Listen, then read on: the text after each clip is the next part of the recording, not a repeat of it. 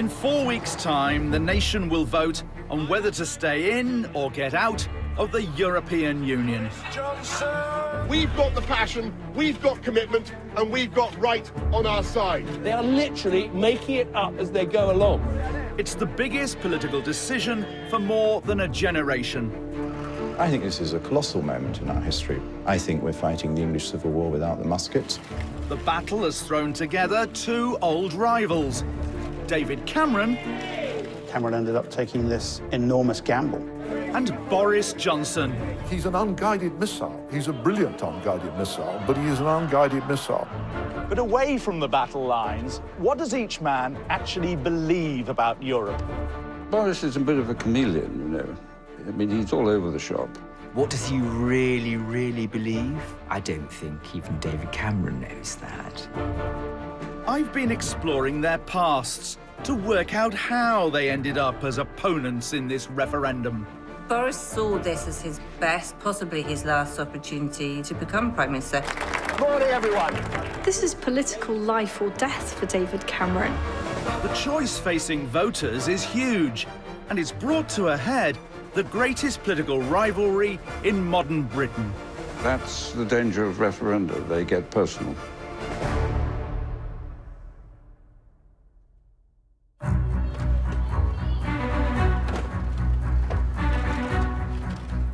On the 23rd of June, after decades of dispute over our membership of the EU, we will get to choose in or out. Last night in Brussels, I set out Britain's new settlement with the European Union. The Prime Minister is recommending that the UK remains in Europe. But as soon as David Cameron set the date, the country awaited the verdict of one man. Boris Johnson, his old rival, and the man seen by many as Prime Minister in waiting. The last thing I wanted was to go against David Cameron or the government. But after a great deal of hard take, I don't think there's anything else I can do. I will be advocating vote leave because I want a better deal for the people of this country. I don't see how... While it seems he had time to alert the media, there was one call he didn't make. Apparently, David Cameron only got a text message 9 minutes before Johnson made his announcement. Too late to do anything but watch on TV as the drama unfolded. I thought this was, you know, a pretty career-ending move. I think he's done it because he thinks this is what has to be done. And I think, honestly, it did set the debate alight a bit, didn't it? But gosh, it was good. It was good television. The vote leave statement, have you not read it? As a reporter, I've been out on the referendum trail following both of these men. On some occasions, I've not been entirely welcome. They're going to vote to leave Can we the tell European... Prick can someone go and interrupt Prick at the back of that? One of the interesting little incidents we caught... excuse me, I'm live on television. Guys, yeah, well, Okay, keep quiet. All right. The guy's trying to talk. Okay. But away from the noise of combat, I've been reaching back into the shared history of these individuals. David Cameron and Boris Johnson are men of rather similar backgrounds. And for most of their careers, they've been saying rather similar things about Europe. So how come they've ended up on opposite sides of this debate? Let's step away from the current political fight and go back to their beginnings.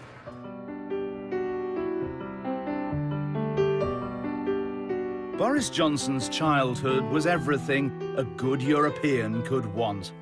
Multilingual with a diverse ancestry and a father who worked for the European Commission.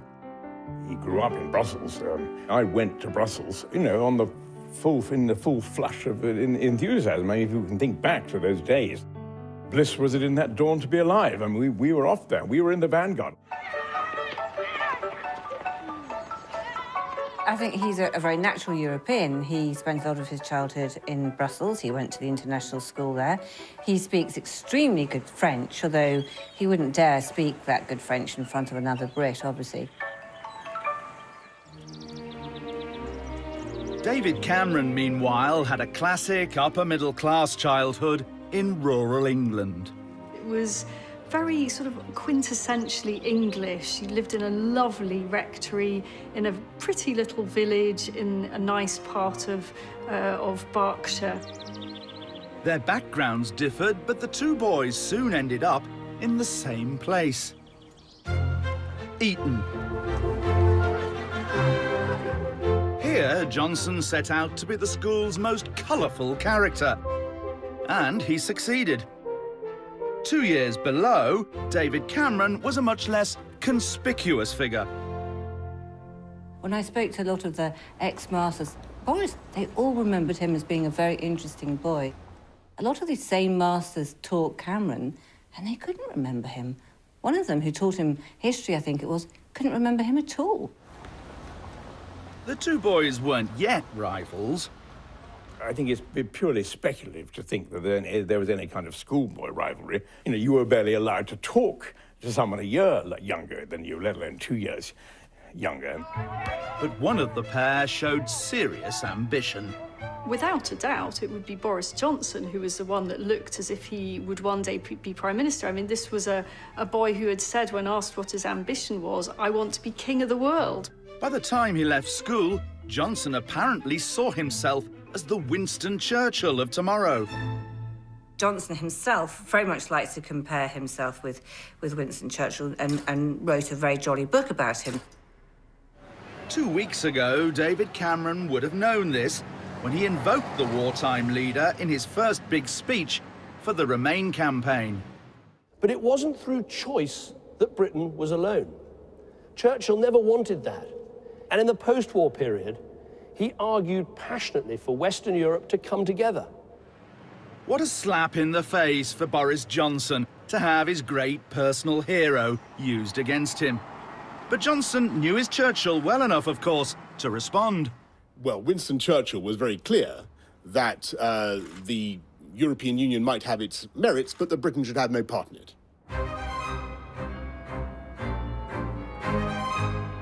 In the mid-80s, at the height of the Thatcher era, both Cameron and Johnson continued their establishment education by getting into Oxford. Just as at school, they chose different paths. Boris Johnson thrust himself into student politics. He became president of the Oxford Union, often a launchpad for top-flight Westminster careers. Honourable members voting against the motion will sit on the benches on my left. One of the guests he invited to debate at the Union was the then editor of the Daily Telegraph, Max Hastings. And I close the House at 12:18 a.m. I just thought here was another Oxford glamour boy in white tie and tails whom everybody at the Union loved. All the girls seemed to be potty about him. But it never occurred to me for a minute after that evening at the debate that one was ever going to hear from him again. I thought he might go into comedy. Cameron, by contrast, avoided student politics. But it seems he was interested in the political world beyond university. I remember David well when he was an undergraduate. He was a friend of my daughter's, Alexandra, and so he came to the house. I don't know about his European views, but he was nicknamed the Prime Minister, even at that time. People knew he was a passionate politician, and that was going to be his career. Again, there's little evidence at Oxford that Cameron and Johnson were great friends, apart from one infamous photograph. The Bullingdon Club picture, full of entitled swagger, is often used to suggest the pair were great pals, but it's the only known photo of them together at this time. They were not bosom buddies either at Eton or at Oxford, or really have ever been since. They've never been bosom buddies. David Cameron left Oxford and plunged headfirst into politics. At 21, he got a job at Conservative headquarters in Smith Square. It's now the London office of the European Parliament and the European Commission. It always amuses me, that. Cameron made an excellent impression. One of his friends and colleagues in those days was Derek Lord. The thing that I remember most about David Cameron was he had an enormous sense of fun. He had a great sense of humour. I mean, he was very easy on the eye. But I first came across David Cameron when he was working in Conservative Central Office in the 1992 general election. When he was briefing John Major and I was very impressed by him, his energy and intelligence, and I subsequently asked him if he'd come and work for me. I knew he was a very bright special advisor to Norman Lamont. And a lot of the young, bright, emerging Tories were slightly affected by this Eurosceptic mania that was going on, but he was not a hardline Eurosceptic. Neither was Norman Lamont in those days. He did once say to me, "I'm a Eurosceptic, but not as Eurosceptical as you." I think that he's always had a very strong sense of what it is to be a Conservative, but has never at any time associated himself with any type of political ideology. The only kind of ideology that he's wedded to is winning, and he has done that pretty well.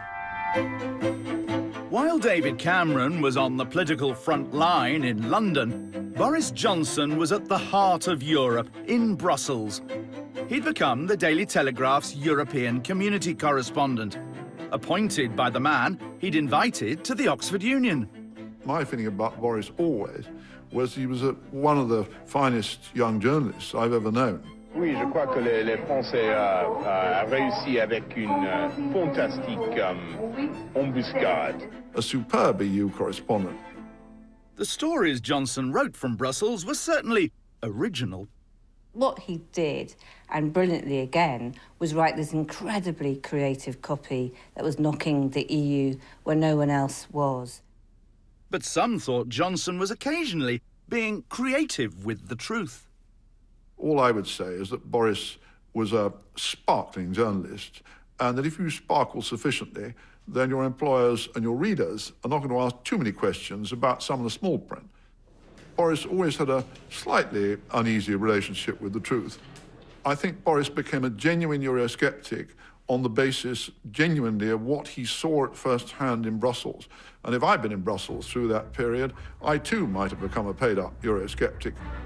In his words, Johnson was tossing rocks over the garden wall. Meanwhile, David Cameron was in the greenhouse. By the 90s, he was working at the centre of government, about to have a ringside seat at the biggest Euro disaster of the decade. Anyone want to buy a house?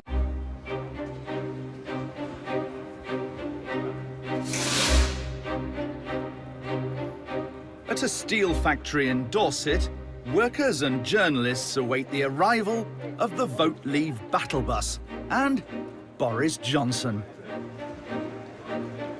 When the bus arrives, it proclaims as loudly as it can the cost of EU membership, £350 million a week, according to the Leave campaign.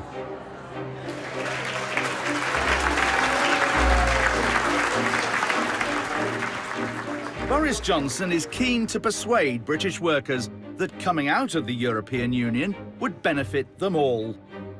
I believe that great British companies like this could, in fact, do even better than you're already doing if we took back control of our economy and our democracy and our country. And I don't just mean the... As always, he can't resist a joke at the EU's expense. On smoked salmon packets in supermarkets, you have to have a sign now, says Brussels, saying, may contain fish.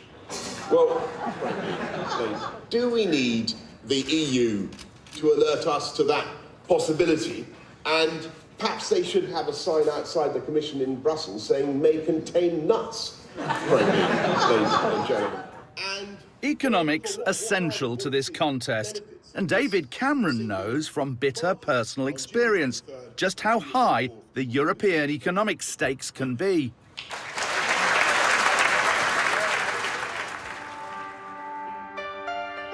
On Wednesday, the 16th of September 1992, Britain's experiment with a Europe-wide currency system called the Exchange Rate Mechanism, or ERM, imploded in spectacular style. The pound collapsed and interest rates shot up to 15%. 15%! The Bank of England lost billions. It became known as Black Wednesday. And one of the political advisors to the Chancellor of the Exchequer in 1992 was the young David Cameron. I remember taking a telephone call from David. He was at the Treasury, and we had a conversation that was mixed with humour and passages of great darkness, because he could foresee that Britain's place in Europe was perhaps at that moment most threatened. When Norman Lamont left the Treasury to face the cameras, today has been an extremely difficult and turbulent day. His advisor Cameron was lurking in the shadows. It was a huge political moment. Thereafter, we had a ferocious and bitter civil war. It's divided the party and made us unelectable.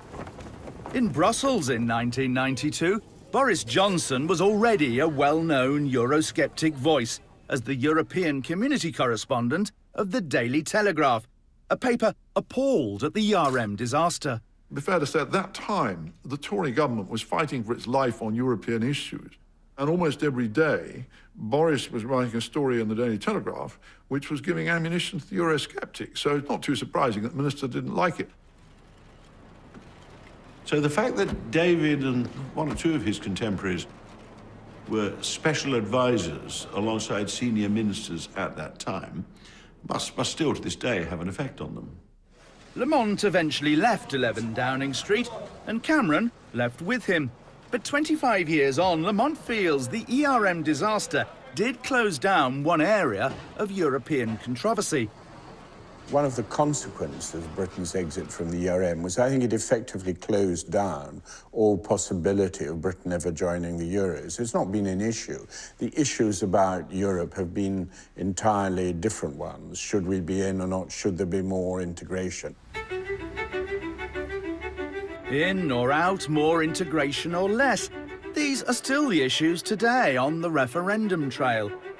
And it is still mainly about economics, as Cameron argued only last week. I'm in no doubt, having been Prime Minister of this country for 6 years, that on the economic argument alone, there's no doubt we are better off in and we would be worse off out. I think Cameron, what he's doing, he's saying remain, not in an emotional way, it's very much a head over heart way, that he's saying economically it serves us better to remain in. So I think we've got here a very clear set of arguments that completely demolish the economic case for leaving the European Union. Thank you very much indeed. But how deep-rooted are David Cameron's current pro-European sentiments? In the year 2000, the True Blue constituency of Witney in Oxfordshire was looking for a new MP. Their last Tory member, Sean Woodward, had turned out to be very pro-Europe, then defected to Labour. Witney Tories would choose much more carefully this time. At that time, where prospective parliamentary candidates stood on whether they were Eurosceptic or neutral or pro-European was a matter of great importance to a lot of constituency associations. When David Cameron came to run for the selection, he obviously didn't want to sound like he was pro-European, so he was making all the right noises about being Eurosceptic at that point. Down the River Thames at Henley, the Tory grandee Michael Heseltine was retiring, so a safe seat came up for Boris Johnson too. His already established Euroscepticism must have pleased the local party. So one blonde, ambitious, flamboyant, former Oxford Union president handed over to another. Boris had a quality that I really don't. He's very funny. Knickers to the pessimists. How about that? Knickers. I remember from his earliest selection process at Henley that they all came out of the meeting and said, gosh, he made us laugh. Both Johnson and Cameron duly stood at the 2001 general election. Last day of the campaign, we're nearly there. Just got to flop over that winning post. It was another dreadful night for the Tories, but big defeats can often provide a springboard for the young and ambitious. Johnson and Cameron had both won. I'm pleased that we won in West Oxfordshire and that I've become a Member of Parliament because I love this area and I want to serve it. I remain bowled over and and thrilled beyond my wildest dreams. So, having been at school together and at university together, David Cameron and Boris Johnson arrived here at Westminster together too. It's when both of them entered politics that the rivalry really began.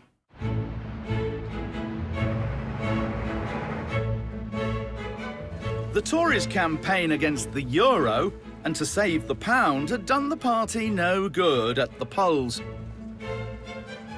I believe it's vital that the party be given the chance to choose a leader. So William Hague stepped down, and the new MPs had to decide who to back now. When I am leader of the party, those will not be the official policies. For a future voice of today's Vote Leave campaign, Johnson made a curious choice. He backed the ardently pro-Europe Ken Clarke. As far as I can work out, I don't think they're some miles apart on a lot of politics. But, I mean, you were standing against two men at that stage regarded as arch Eurosceptics, and yet there he is, backs the Europhile. Well, he's a man of sound judgment on occasions.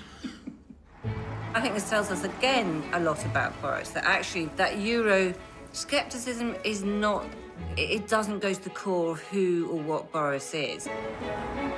If Johnson was backing a solid pro-European, new MP David Cameron was more cagey about whom he supported, though he certainly invited some interesting friends back to his constituency. In order to keep his association happy and reassured about his Eurosceptic credentials, now and again he would invite John Redwood, who is a very staunch Eurosceptic, to come and give a talk to the local party association. And in those days, I used to say to him, would you rather I didn't talk about Europe? Because I thought maybe our views would differ on Europe. And he said, no, that's fine. He said, I think you'll find that the members of the Whitney Association like your views a lot. And so I used to go, and I also used to give them the Redwood view on Europe.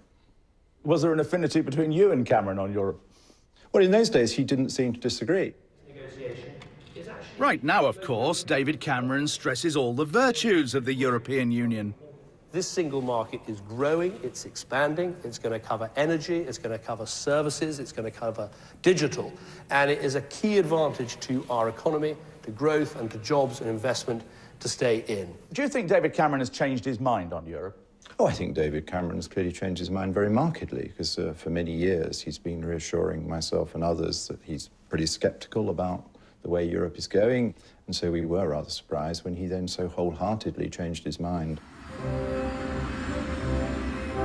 Now, when Cameron wants help making the case to stay in the EU, he calls on another friend. One who is a tad more powerful. The Leave campaign has claimed that the United States would be keen to make a separate trade agreement with a newly sovereign United Kingdom. So they're voicing an opinion about what the United States is going to do. I figured you might want to hear from the President of the United States what I think the United States is going to do. I think it's fair to say that maybe some point down the line there might be a UK-US trade agreement, but it's not going to happen anytime soon. And UK is going to be in the back of the queue. Barack Obama's intervention last month was welcomed by the Remain campaign. And Boris Johnson tried to seize back the initiative. I just think it paradoxical that the United States, which wouldn't dream of allowing the slightest infringement of its own sovereignty, should be lecturing other countries about the need to enmesh themselves ever deeper in a federal superstate. Johnson speculated in a newspaper that Obama might have been anti-British because he was part Kenyan. If you're a grown-up politician, you just don't say things like that about the President of the United States. But this is what he does. He can't help himself. That was a bad moment. That is out of character for Boris. I disapprove of that strongly. 10 days ago, Johnson grabbed the headlines again. In an interview, he compared the EU's ambitions for a unified Europe to those of Adolf Hitler. If one looks at his ill-judged comments about President Obama, some of the other gaffes he's made about how Britain's position would evolve if we voted to leave the European Union, it suggests that Boris Johnson is far less experienced and sure-footed in these things than David Cameron, whether you agree with David Cameron's politics or not. But Johnson's undiplomatic style could be the key to his future success. What will be remembered is that Boris had the courage to stand up to this President of the United States. That's an example of something which may play very well for Boris in the longer term. Boris Johnson has always divided opinion. Will his maverick campaign help his own advancement? Or has David Cameron outmanoeuvred his rival? As the UK makes its mind up about Europe, many are making their minds up about Cameron and Johnson too.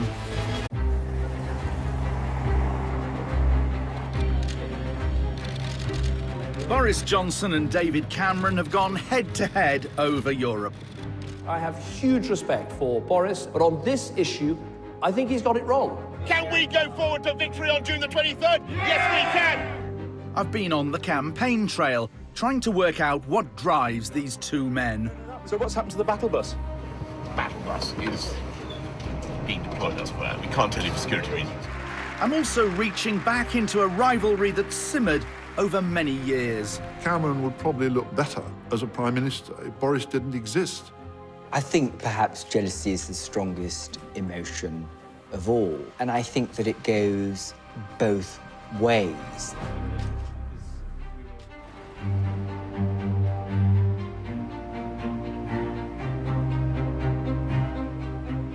Cameron and Johnson became rivals during dark days for the Conservatives.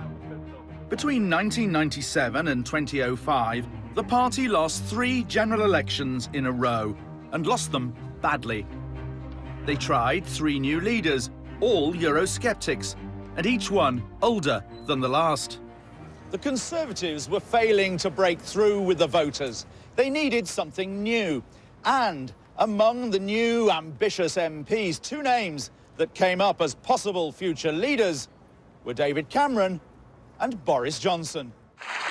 By 2004, Johnson was already famous, with his bumbling appearances on Have I Got News for You? Round 2 is usually a tabloid headline round, but since I'm in charge, nominally, we're going to do something different and play a special brand new game called Kick Blair's Butt. Before we start, let's remind ourselves of the type of guy we're dealing with. Yet, as his TV career flourished, Johnson's political reputation hit the rocks. Here to hang his head in shame for accusing Liverpudlians of being hooked on grief and wallowing in their victim status. I'm apologising, obviously, for all the offence I've caused and for any hurt that people feel as a result of the article. Well, Boris Johnson gets the prize as Liverpool's least favourite politician, but where he may get the prize today is for the most number of apologies for a politician. He really hasn't stopped saying he's sorry. But not for absolutely everything. I don't want to contradict you, but anyway. A month later, the headlines got more personal. Newspapers revealed his 4-year affair with journalistic colleague Petronella Wyatt, and Michael Howard relieved him of his duties. Johnson had dismissed allegations as an inverted pyramid of piffle. Well, it wasn't a pyramid of piffle. The affair had indeed happened, and the moral high ground was now held disastrously by the News of the World, which could expose Boris as a liar. While Johnson was deep in scandal, in 2005, David Cameron ran for Conservative leader. At 38, his promise to modernise the Tories wowed the party faithful. They voted for David Cameron, 134,446. Once leader, Cameron was determined to shut down one big issue that had helped confine his party to the wilderness. Instead of talking about the things that most people care about, we talked about what we cared about most. While parents worried about childcare, getting the kids to school, the balance between work and family life, we were sometimes banging on about Europe. He called it the E word. He did not want to get dragged in to banging on about Europe, because David Cameron's whole shtick was that he was not like the old Tories. But if the new leader wanted his party to stop banging on about Europe, he was in for a nasty shock. Poor David Cameron soon found out that no Tory leader can escape the icy grip of the Europe debate. Johnson had backed Cameron for leader, but it can't have been entirely easy watching his rival succeed. Then an intriguing opportunity cropped up. The Tories needed a new candidate for London mayor. Cameron was running out of other names. No one else wanted to do it. What was he going to do with Boris? Maybe this was a way of getting Boris out of his hair. Someone who I think can unite Londoners and can give leadership to what is one of the greatest city in the world, and it needs a great leader. One of them. Sorry, the greatest city in the world. London is the greatest city in the world, so I don't want to interrupt you. No, I'd finish. You're making a very good point. London is traditionally Labour, but Johnson took the prize. Watch out, watch out, watch out. Suddenly, the most senior elected Tory in the land, he'd shown his party how to win again, with a popular touch that Johnson's now exploiting in the European contest. Boris is the political celebrity par excellence. And there is this constant spotlight. Every event he goes to is a photo opportunity. UK asparagus will be just as sprouting, just as delicious, in fact, even better. Johnson's never had a problem making people smile. But not everyone's convinced by his populist approach. Have we ever heard Boris tell a big and important audience something they didn't want to hear? I haven't. Johnson's astonishing public appeal has long been a problem for David Cameron.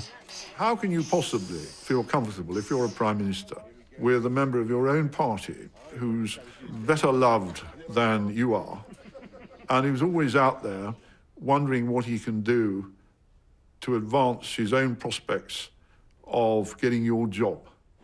The Tory leader's own relationship with the public is very different. Cameron has never formed a close emotional connection with the British people. The thing about him is that he's very, very professional. He's handling the issue of Europe in a very managerial way, in probably the only way he knows how. What we do see, I think, is a tactician at work. I remember somebody who knew David very well indeed saying, he said, David's problem is, his idea of strategy is how do we get to it a Monday? And that's a little bit dismaying in a Prime Minister. No, I think David Cameron is pragmatic. Nothing wrong with that at all as a virtue. People sometimes sneer at it, but I think some of the most effective political leaders have been pragmatic.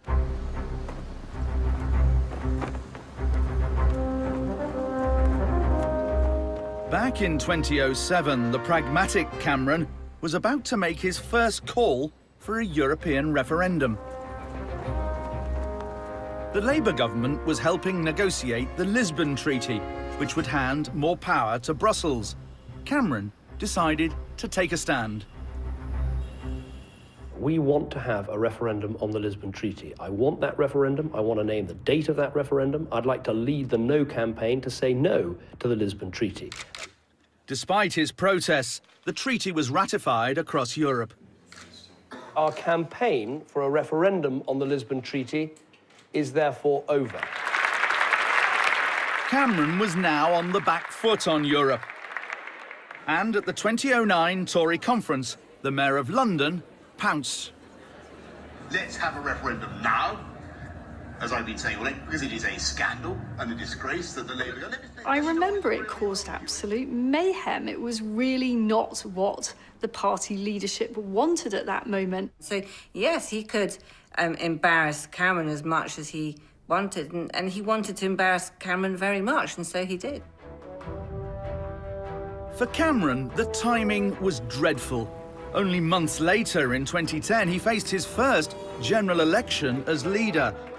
But he papered over the cracks in his party, and after 13 years of Labour, the Tories were back in power. Well, sort of. How's the marriage going, gentlemen? Cameron was in number 10, but only in coalition, with some very pro-European bedfellows. Behind closed doors, Cameron and his new Liberal Democrat partners reached an agreement. Well, the deal on Europe basically was that the whole issue would go into deep freeze for the Parliament. There was clearly a big difference in attitude between the Conservative Party and Lib Dems on the European issue. But Europe wouldn't stay in the freezer for long. Tory Eurosceptics wanted another go at a referendum. In October 2011, they helped secure a Commons vote.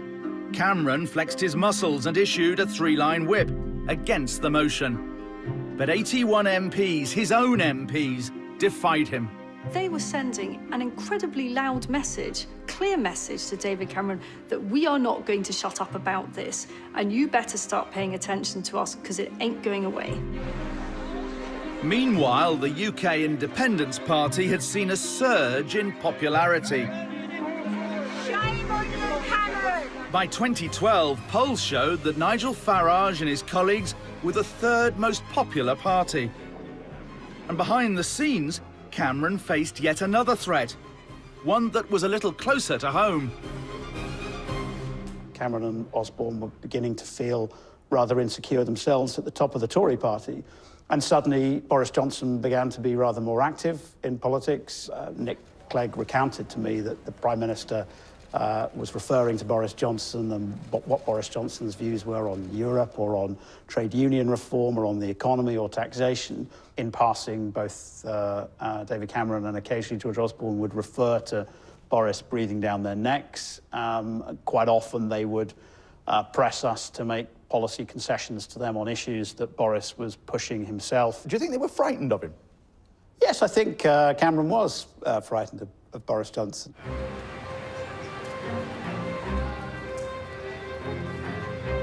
Squeezed by UKIP and Tory Eurosceptics, David Cameron was now under intense pressure over Europe. To avoid losing control, he began to think again about an issue he'd tried to put to rest: an in-out referendum. He'd been forced into a corner. It's that absolute long war of attrition with his Eurosceptic backbenchers. And in the end, there aren't many excuses left. Well, I remember Nick Clegg coming back from a meeting with David Cameron, and David Cameron apparently said, you know, what else can I do, Nick? My MPs are unbelievably Eurosceptic, and I've got the United Kingdom Independence Party breathing down my neck in the opinion polls. I need to offer this referendum in order to protect my flank politically from UKIP absorbing lots of Tory votes. So in January 2013, David Cameron pledged if the Tories got an outright majority at the next election, we will give the British people a referendum with a very simple in or out choice. He's giving the public what a large section of the public asked for. That was Cameron playing tactics. Calling the referendum was what got him out of jail for that week. Of course, it's proved to be an incredibly dangerous gamble, which he may still lose. Fight for our democracy, folks, on June the 23rd. In 29 days, Britain will make its biggest political decision for 40 years. Can I ask my right honourable friend in exactly what way this deal returns sovereignty? This deal brings back some welfare powers. It brings back some immigration powers. He thinks that he is about 100 times more intelligent than Cameron, and that Cameron deserves to be shown up as a rather bit of a lightweight who hasn't really understood this whole European issue.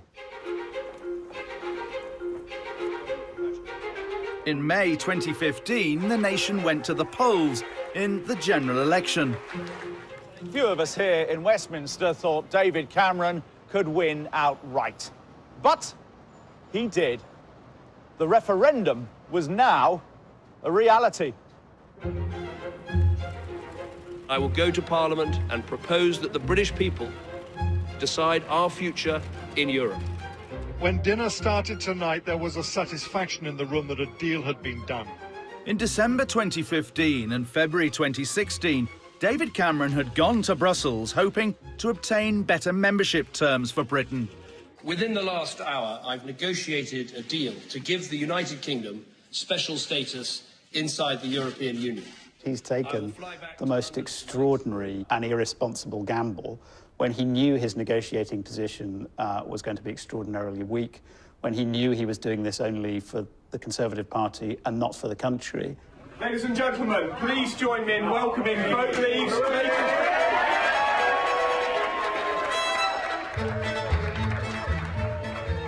Some of David Cameron's most senior ministerial colleagues were openly backing the Leave campaign. It is great for all of us to be here after all these weeks of not being able to say anything.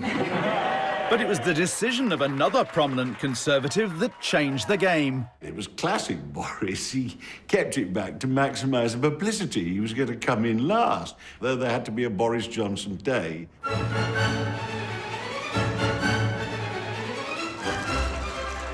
I look at what the Prime Minister achieved the other day, and I have to say, I think given the time he had, he did fantastically well.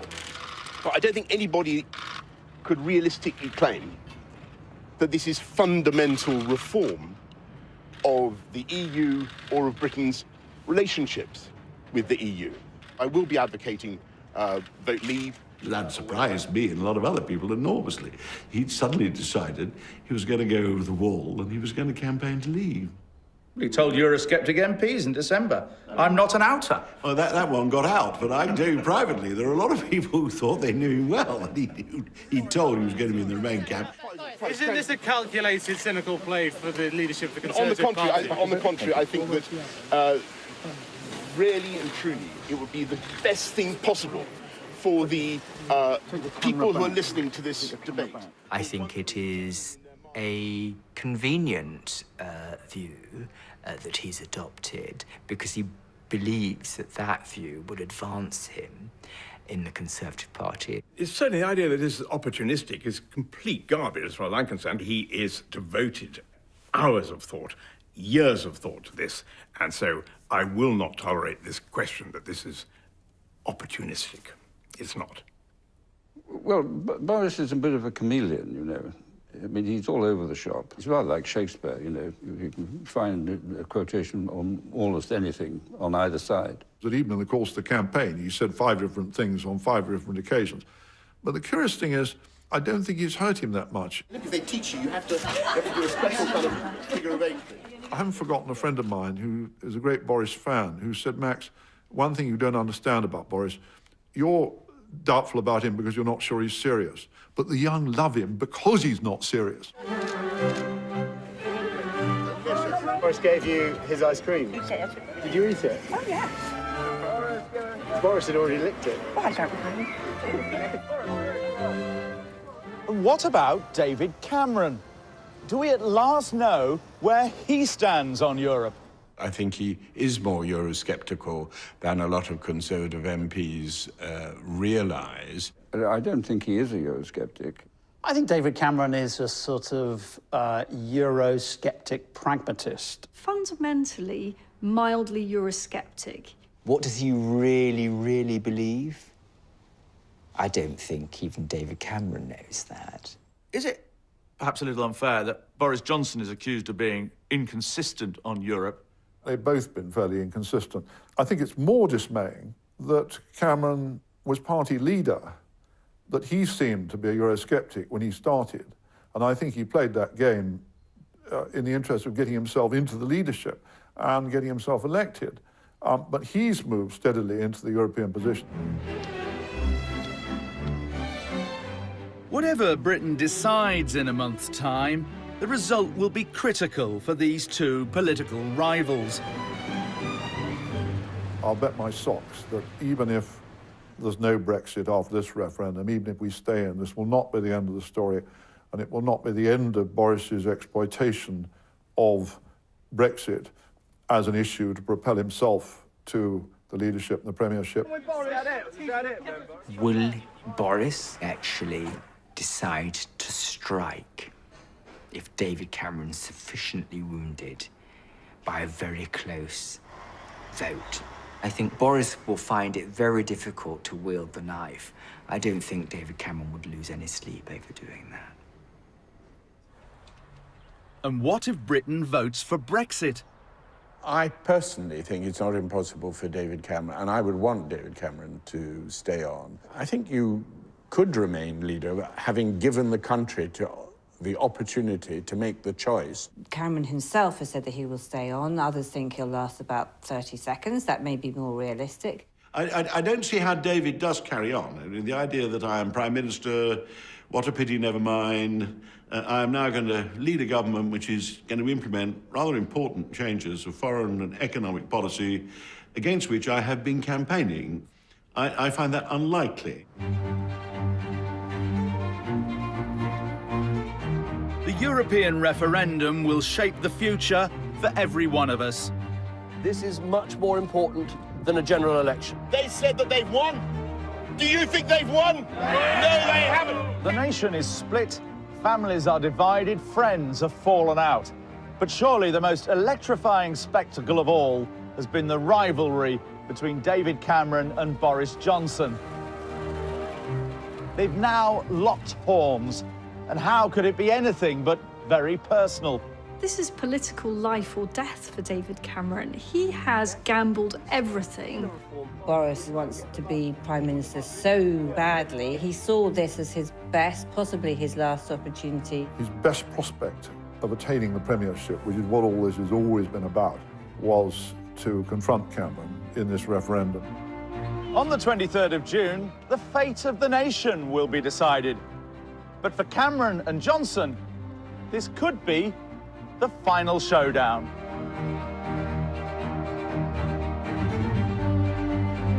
They're vulnerable, should be protected, but are things still going wrong? Undercover inside Britain's children's services at 10 tomorrow. But next tonight, grown-up men who want to play fetch and hear boy, an intriguing world dressing up as dogs. It's the secret life of the human pups.